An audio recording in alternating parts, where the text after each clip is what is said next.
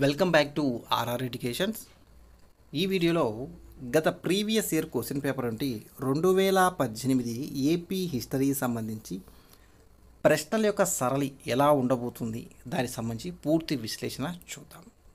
AP హిస్టరీకి సంబంధించి టోటల్గా ఒక 75 క్వశ్చన్స్ ఉన్నాయి.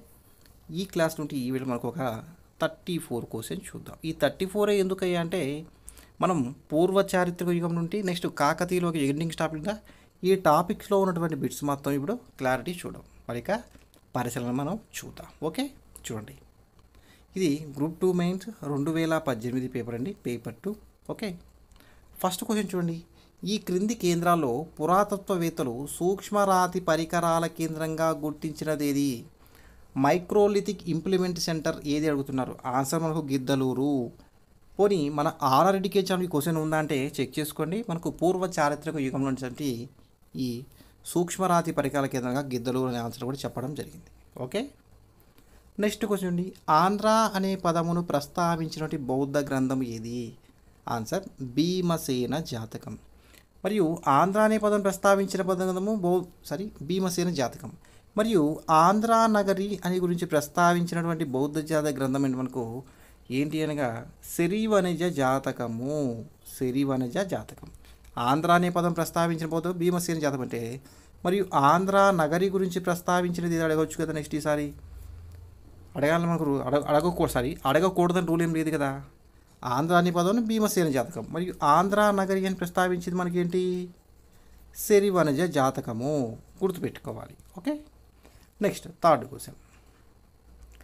శాసన ఆధారాన్ని బట్టి క్రీస్తు పూర్వం యొక్క 3వ శతాబ్దిలో బట్టిప్రోలును పాలకుడు ఎవరు? అనగా క్రీస్తు పూర్వం యొక్క 3వ శతాబ్దంలో బట్టిప్రోలు పాలకుడుగా ఎవరు ఉన్నారు?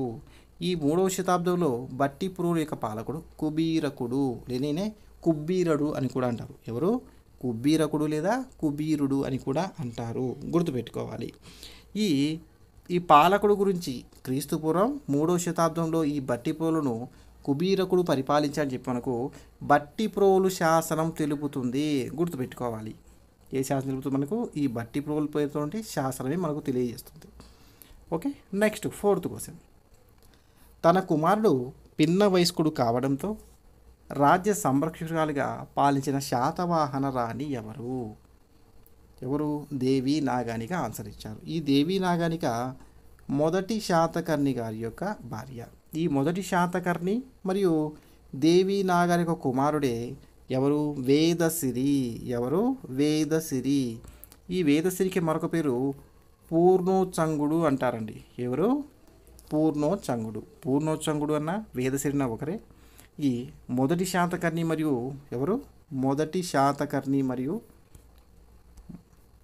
మొదటి శాతకర్ణి మరియు దేవి నాగాలిక కుమారుడే ఈ వేదసిరి మరియు పూర్ణోచంగుడు. ఈ వేదసిరి లేదా చిన్న కుమారుడు లేదా వయసులో చిన్నవాడు కావడం వల్ల దేవి నాగానిక ఇతడిక సంరక్షురాలిగా ఉంటూ శాతవాహన రాణిగా లేదా రాజ్యపాలకులుగా పరిపాలించడం జరిగింది. Okay, next question. సాధారణంగా శ్రేణులు నిర్వహించే బ్యాంకులో డిపాజిట్ చేసిన సొమ్ముపై శాతవాహన కాలంలో వడ్డీ రేటు ఇలా ఉండేది. ఎంత? ఆన్సర్ 12%. మనం చెప్పామా 12% అని చెప్పేసి ఇవ్వడం కూడా ఉంది. ఆన్సర్ ఎంత? 12%. గుర్తుపెట్టుకోవాలి. నెక్స్ట్ 6వ క్వశ్చన్ చూడండి. ఎన్నో క్వశ్చన్? 6వ క్వశ్చన్. చూడండి, ఇంకొకసారి రివ్యూ చేస్తాను. Question 5th question. దీనికి సంబంధించిన సమాచారం వృషభదత్తుని యొక్క నాసిక్ శాసనం తెలియజేస్తుంది. ఈ 12% వడ్డీ ఇలా శ్రేణి నుంచి బ్యాంకులో డిపాజిట్ సొమ్ముపై 12% వడ్డీ మనకు నాసిక్ శిలా శాసనం లేదా నాసిక్ శాసనం తెలుపుతుంది. వృషభదత్తుని వేయించినటువంటి నాసిక్ శాసనం తెలుపుతుంది. నెక్స్ట్ 6వ క్వశ్చన్. శాతవాహన కాలం నాటి కోలిక శ్రేణి వీరికి చెందినది. కోలిక అనేవారు నేత పనివారండి. ఇది నేత పనివారు. వీరు శాతవాహనుల కాలానికి చెందినవారు. మరియు శాతవాహనుల కాలానికి మొత్తం ఎన్ని శ్రేణి అంటే మనకు 18 రకాల వృత్తుల వారు ఉంటారు. వీనే శ్రేణి వ్యవస్థ అని చెప్తారు. వీరిలో కోలిక అనేవారు నేత పనివారుగా చెప్పవచ్చు. ఎంతమంది? 18 మంది.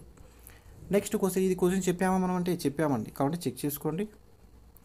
నెక్స్ట్ 7వ క్వశ్చన్. శాతవాహనుల కాలంలో నర్తకీమణులు వాడిన మైపూతను ఇలా అన్నారు. శాతవాహనులలో నర్తకీమణులు పైపూతగా ఏమంటే మరి అరదలం అనే మైపూతను వాడారు.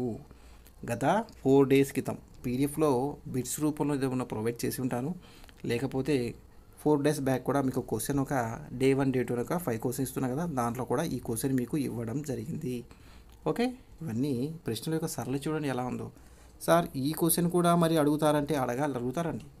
ఎగ్జాంపుల్గా శాతవాహన సామాజిక పరిస్థితుల్లో బాగా ఇవి వస్తాయండి.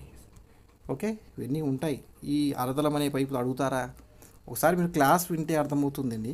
శాతవాహనకు సంబంధించి ఇలా ఇస్తారంటే కనుక మనం ఇది అడగాలని చెప్పేసి రాసుకోకపోతే ఇబ్బంది పడతాం కదా. మనం ఏదైనా ఇన్స్టిట్యూట్లో చెప్పేటప్పుడు ఇవన్నీ చెప్తారు. కాళ్ళకు పారాన్ని పూసుకుంటారు వాళ్ళు, నర్తకం మైపూతగా అరదలం పూసుకుంటారంటే మనము నెగ్లెక్ట్ చేస్తాం. కానీ ఏపీ హిస్టరీకి సంబంధించి బిఎస్ఎల్ హనుమంతరావు బుక్లోని పదజాలము ప్రతిదీ కూడా ఎవ్రీ పాయింట్ కూడా లైన్ టు లైన్ చదవండి. నేను మళ్ళీ చెప్తున్నాను, మనం చెప్పేది కూడా బిఎస్ఎల్ హనుమంతరావు బుక్లోది, ప్లస్ తెలుగు అకాడమీ సోర్స్తో చెప్తున్నాను. BSL Hanumantha Rao book line to line కూడా మీరు అండర్లైన్ చేసుకోమని మెయిన్ పాయింట్స్ కూడా చదవాలి. Okay, next question. బాబా వివేకుడు ఈ బౌద్ధ విహారంలో ఆచార్యుడిగా ఉండేవాడు.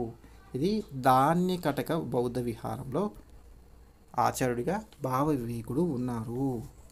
సార్ ఇది చెప్పారంటే ఈ బౌద్ధ మతం లేదా బౌద్ధ మతం జైన మతాలు అనేవి ప్రజెంట్ గ్రూప్ టూ మెయిన్స్ హిస్టరీలో భాగంగా సిలబస్లో మెన్షన్ చేయలేదు. గత క్లాస్లో నేను కూడా చెప్పాను, బౌద్ధ జైన మతాలు లేదా ఎప్పుడంటే గ్రూప్ 2 సిలబస్ ప్రకారం మాత్రమే చెప్పండి సార్, మాకు అనదర్ టాపిక్స్ ఎక్స్ట్రా వద్దని చెప్పారు. కాబట్టి నేను బౌద్ధ జైన మతాలు అనేవి క్లాస్ కూడా చేయలేదు, గుర్తుపెట్టుకోవాలి. ఓకే, నెక్స్ట్ 9వ క్వశ్చన్, 9th క్వశ్చన్. జైన తాత్విక గ్రంథమైన సమయసారమును రచించిన వారు ఎవరు? ఈ క్వశ్చన్ కూడా నేను చెప్పడం కూడా జరిగింది. సమయసారం అనే గ్రంథాన్ని రాసిన వారు ఎవరండి? కొండకుందాచార్యులు. ఇదే జైన తాత్వికవేత్త సమయసారం. ఇలా సమయసారం మాత్రమే కాదండి, ప్రవచన సారం, వీటన్నింటిలో ముఖ్యమైనది సమయసారం. దాంతోపాటుగా ప్రవచన సారం అని, మరి పంచాష్టికాయం ఇది సమయసారం, ప్రవచన సారం, పంచాష్టికాయం, ఈ 3 గ్రంథాలని ఏమంటారు చూడండి. సమయసారం ఒకటి, ప్రవచనాసారం ఒకటి, పంచాష్టికాయం ఒకటి. ఈ సమయసారం, ప్రవచనాసారం, పంచాష్టికాయం ఈ 3 గ్రంథాలు కలిపి సారత్రయం ఏమంటారు? సారత్రయం అంటారు, గుర్తుపెట్టుకోవాలి. లేదా వీటిని ఏమంటారు? ప్రభాత త్రయం అని కూడా అంటారు, గుర్తుపెట్టుకోవాలి. ఓకే, నెక్స్ట్ చివరి ఇక్ష్వాక పాలకుడు ఎవరు? చివరి ఇక్ష్వాక పాలకుడు రుద్రపురుష దత్తుడు. అయితే ఈ చివరి పాలకుడు ఏంటంటే రుద్రపురుష దత్తుని పల్లవరాజు సింహవర్మ. ఎవరు? సింహవర్మ. ఈయన రుద్రపురుష దత్తుని ఓడించి మనకు రాజ్యపాలన చేసినట్టు మనకు మంచికల్లు శాసనం, ఏ శాసనం అండి? మనకు మంచికల్లు శాసనం తెలుపుతుంది. ఈ వేయించిన వారు ఎవరు? పల్లవరాజు సింహవర్మ, గుర్తుపెట్టుకోవాలి. ఓకే, నెక్స్ట్ క్వశ్చన్ చూడండి, 11వ క్వశ్చన్. క్రింది వారిలో శ్రీపర్వత స్వామిని బుద్ధునిగా గుర్తించిన వారు ఎవరు? ఎన్ వెంకటరమణయ్య. ఇవన్నీ కూడా మనకు బిఎస్ఎల్ హనుమంతరావు బుక్ లేదా మనకు తెలుగు అకాడమీ బుక్స్లో మాత్రమే లభ్యమవుతాయి. ఓకే, నెక్స్ట్ క్వశ్చన్ చూడండి. ఇక్ష్వాకుల కాలంలో బౌద్ధ మతానికి గొప్ప సేవలు అందించినటువంటి మహిళ ఎవరు? బోధిసిరి. Very very important. చూడండి, మనకు బౌద్ధ జైన మతాల గురించి ఇవ్వలేదు, కానీ ఇండైరెక్ట్గా మనకు బౌద్ధ జైన మతాలు కన్ఫామ్గా చదువుకోవాలి. ఏపీఎస్సీ గ్రూప్ 2 మెయిన్స్ లాగా ఏపీ హిస్టరీ సంబంధించి కన్ఫామ్గా చదవాలి. ఇక్కడ ఇక్ష్వాకులతో మనకు టైప్ అయి ఉంటుంది బౌద్ధ మతం, శాతవాహనులతో టైప్ అయిపోతుంది. ఓకే, ఇవంతా ఉంది, కన్ఫామ్గా చదవాలి, మీరు నెగ్లెక్ట్ చేయొద్దు. ఓకే, అలానే ఇలా బౌద్ధ మతానికి సేవలు అందించిన మహిళ బోధిసిరి అండి. మరి బౌద్ధ మతం పాటించిన మహిళను ఉపాసకులు ఏమంటారండి? ఉపాసకులు అంటారు, గుర్తుపెట్టుకోవాలి. ఎన్నో క్వశ్చన్ ఇది? 12వ క్వశ్చన్. ఉపాసకులు లేదా ఉపాసకులు అని కూడా అంటారు. నెక్స్ట్ క్వశ్చన్ చూడండి,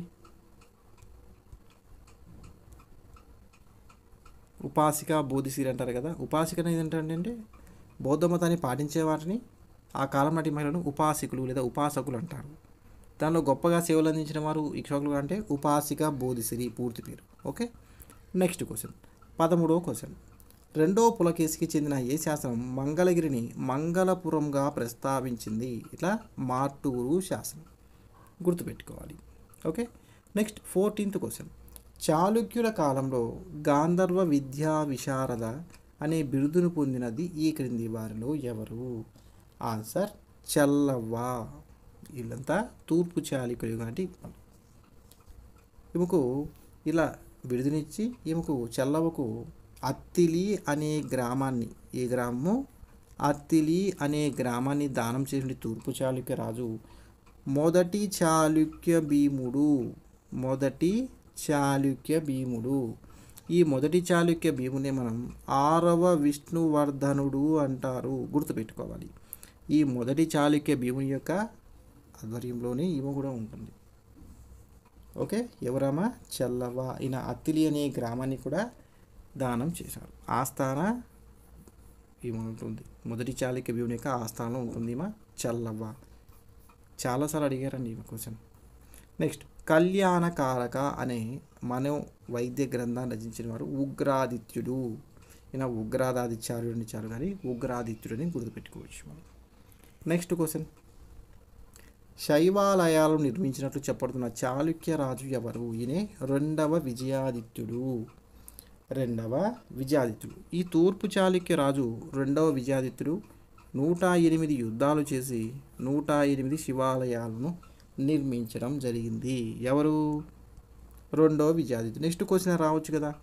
ఏ తూర్పు చాళుక్య రాజు 108 యుద్ధాలు చేసి 105 శివాలు నిర్మించాడు? ఎవరు? రెండవ విజయాదిత్యుడు. ఈయననే నరేంద్ర మృగరాజు అని కూడా అంటారు. గుర్తుపెట్టుకోవాలి. Okay, next question. కాపాలికులకు జన్మనిచ్చిన సిద్ధాంతం ఇది? మిశ్రమ శైవం లేదా మిశ్ర శైవం అంటున్నారు. కాపాలికులకు జన్మనిచ్చిన సిద్ధాంతం మిశ్ర శైవం.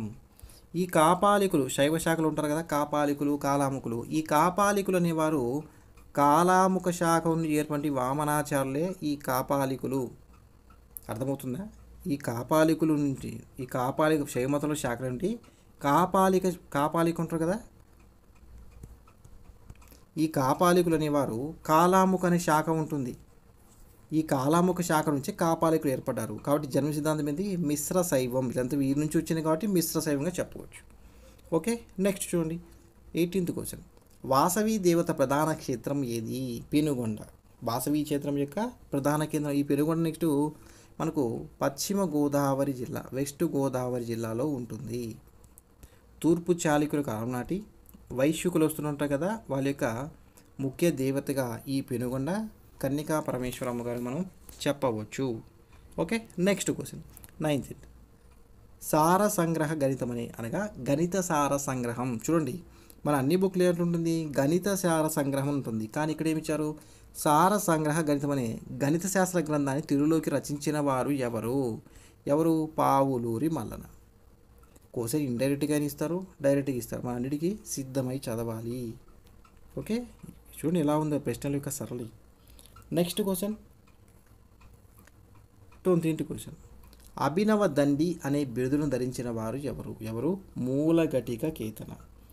అభినవ దండి ఎవరి బిరుదండి? కేతనది.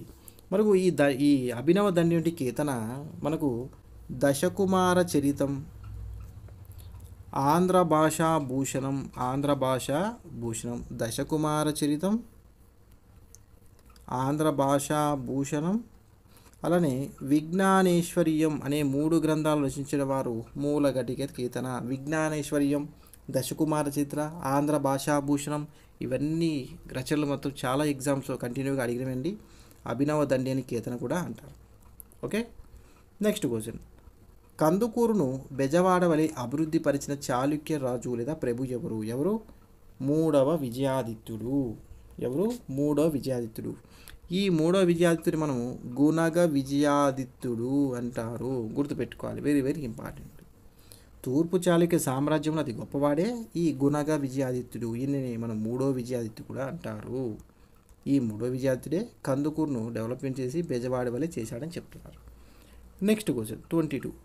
ఈ క్వశ్చన్ కూడా చెప్పామండి మనం. ఇప్పుడు చెప్పిన వాటిలో చెప్పాము, చాలా ఎన్ని క్వశ్చన్స్ చెప్పినవి ఇవన్నీ కూడా. ఓకే. తొలి చాళుక్యులు ఏ మాతృదేవతను ఆరాధించారు? హారతి. తూర్పు చాళుక్యులు ఉంటారు కదా, హారతి దేవత పూజారా, ఆమె ఈమె. గుర్తుపెట్టుకోవాలి.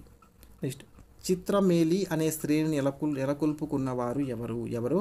వ్యవసాయదారులు. ఆ కాలం నాటి వ్యవసాయదారులు చిత్రమేలి అనే స్త్రీని ఏర్పాటు చేసుకున్నారు. ఏ శాఖకు చెందిన మనకు? వ్యవసాయం. గుర్తుపెట్టుకోవాలి. ఈ క్వశ్చన్ చెప్పలేదండి. నెక్స్ట్ చూడండి, కాకతీయుల కాలంలో కుల సంఘాలను ఈ విధంగా పిలిచేవారు? సమయాలు లేదా సమయము. గుర్తుపెట్టుకోవాలి. అలానే నేను చెప్పాను సమయాలు అంటారని చెప్పేసి క్వశ్చన్ వేడి కూడా ఇవ్వడం జరిగింది. చూడండి, పెదగంజాం చినగంజాం ప్రాంతాలు తమ ఉత్పత్తికి ప్రసిద్ధి కాంచాయి. ఈ పెదగంజాం మరియు చినగంజాం అనే ప్రాంతాలు నేటి ప్రకాశం జిల్లాలో కలవు. ఇవన్నీ కూడా ఉప్పు ఉత్పత్తికి ప్రసిద్ధి. గుర్తుపెట్టుకోవాలి. ఇవన్నీ సముద్ర తీర ప్రాంతాలండి, కాబట్టి ఉప్పు తయారీగా ఉంటాయి. గుర్తుపెట్టుకోవాలి.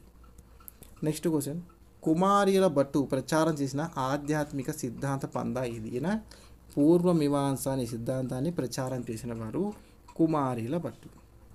27th క్వశ్చన్ చూడండి, స్త్రీ ఆస్తి ఆమె కుమార్తెకు వారసత్వపు ఆస్తిగా సంపూర్ణంగా సంక్రమిస్తుంది అనే న్యాయ సూత్రాన్ని కాకతీయుల నాటి ఏ గ్రంథంలో చూడవచ్చు? Very very important. ఇది కీర్తన రాసినటువంటి విజ్ఞానేశ్వర్యం. ఇందా చెప్పాను కదా, కీర్తన రాసినటువంటి గ్రంథాలు ఏంటి? దశకుమార చరిత్ర, ఆంధ్ర భాషాభూషణం, ఈ విజ్ఞానేశ్వర్యం. ఇదంతా మనకు చెప్పలేదు. నెక్స్ట్ మనకు కాకతీయుల వంటి న్యాయపాలన లేదా ఆర్థిక వ్యవహారాలు మనకు ఈ క్వశ్చన్ కూడా మీకు కనపడుతుంది. ఓకే. నెక్స్ట్ చూడండి, 28th క్వశ్చన్, కేసరి సముద్రం అనే తటాకాన్ని నిర్మించిన వారు ఎవరు? కేసరి సముద్రం అనే తటాకాన్ని నిర్మించిన వారు మొదటి ప్రోలరాజు. అలానే రామప్ప చెరువును, కేసరి సముద్రాన్ని మొదటి ప్రోలరాజు, అలానే రామప్ప చెరువును నిర్మించిన వారు ఎవరంటే రేచర్ల రుద్రుడు. గుర్తుపెట్టుకోండి. రామప్ప చెరువును రేచర్ల రుద్రుడు నిర్మించారు. అలానే బయ్యారం చెరువును ఎవరు? మైలాంబ. ఓకే. కేసరి సముద్రం మొదటి ప్రోలరాజు, రామప్ప సముద్రం రేచర్ల రుద్రుడు, బయ్యారం చెరువు మైలాంబ. ఇంకోటి ఉందండి, ఎవరు? గణపతి దేవుడు నిర్మించినది, గణపతి దేవుడు ఏర్పాటు చేసింది లక్కవరం చెరువు. ఏంటిది? లక్కవరం. గుర్తుపెట్టుకోవాలి. ఏంటి? లక్కవరం చెరువు. ఎవరు? గణపతి దేవుడు. ఓకే. నెక్స్ట్, మోటుపల్లికి ఉన్నటువంటి మరొక పేరు ఏమిటి? ఈ క్వశ్చన్ కూడా చెప్పడం జరిగింది. ఇన్ని చెప్పిన క్వశ్చన్స్ అంటే దేశీయ కొండ పట్టణం. ఇలా మోటుపల్లికి దేశీయ కొండ పట్టణం మరో పేరు ఉన్నట్లు మనకు మోటుపల్లి శాసనంలో తెలుపుతుంది. గుర్తుపెట్టుకోవాలి. Very very important. ఓకే. నృత్య రత్నావళి రచించిన జాయన ప్రధాన వృత్తి ఏంటి?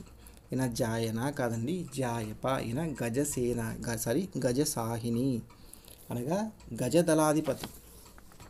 ఎవరు? గజదళాధిపతి. గుర్తుపెట్టుకోవాలి. నృత్య రత్నావళి రచించిన వారు జాయప. ఈయన ప్రధాన వృత్తి గజసాహిని.